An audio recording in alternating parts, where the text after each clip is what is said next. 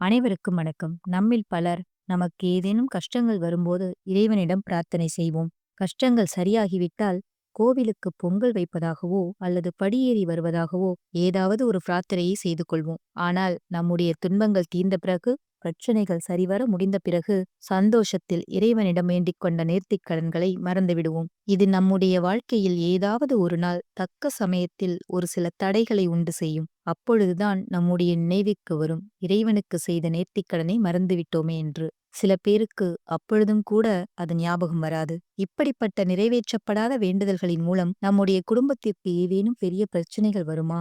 நமது முன்னோர்கள் ஏதாவது நேர்த்திக்கடன் செய்துவிட்டு மறந்துவிட்டால் அது அடுத்த தலைமுறைக்கு பாதிப்பை கொடுக்குமா என்று கேட்டால் கண்டிப்பாக கொடுக்கும். அதற்கு செய்ய வேண்டிய பரிகாரம்தான் நாம் இன்று பார்க்க இருப்பது. நம்மிடம் இருக்கும் நெருக்கமான உறவுகளிடமோ அல்லது நெருங்கிய நண்பர்களிடமோ அல்லது வேறு யாரிடமோ நாம் சொன்ன வார்த்தையையே காப்பாற்ற முடியாமல் தவறிவிட்டால் அந்த இடத்தில் நமக்கு ஒரு மரியாதையே இருக்காது. அப்போது இறைவனிடம் சொன்ன வார்த்தையை காப்பாற்ற முடியாவிட்டால் நிச்சயம் அந்த இடத்தில் ஏதாவது ஒரு பிரச்சனைகள் யார் ரூபமாகவாது வரத்தான் செய்யும்.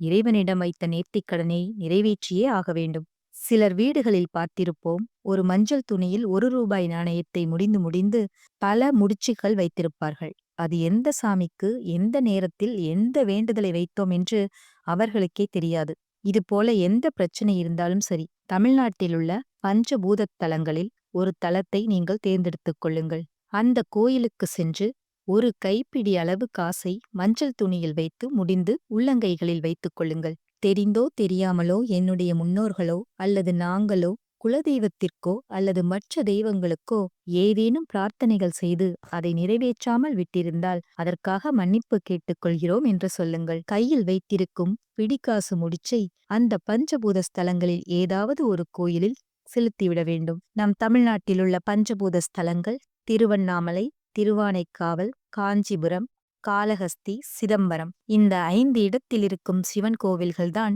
பஞ்சபூத ஸ்தலங்கள். உங்கள் ஊருக்கு பக்கத்தில் இதில் எந்த கோவில் இருக்கிறது என்று பாருங்கள். அந்த கோவிலுக்கு சென்று இந்த பிடிக்காசு வேண்டுதலை நிறைவேற்றிவிடுங்கள். நீங்களே உங்களுக்கே தெரியாமல் கூட 100 வேண்டுதல்கள் வைத்திருக்கலாம். அந்த வேண்டுதல்களை எல்லாம் நிறைவேற்றிய புண்ணியம் உங்களை வந்து சேரும். மேலும் மேற்கூறியது போலவே ரூபாய் முடிச்சு உங்கள் வீட்டில் இருந்தால் அதையெல்லாம் சேகரித்துக் கொண்டு போய் அந்த கோவிலிலேயே செலுத்தலாம். உலகமே இந்த பஞ்சபூதங்களின் மூலமாகத்தான் இயங்கிக் கொண்டிருக்கிறது. ஆகவேதான் இந்த கோயில்களை நம்முடைய முன்னோர்கள் நமக்கு எல்லாவிதமான பாவங்களையும் தீர்க்க பரிந்துரை செய்துள்ளார்கள்.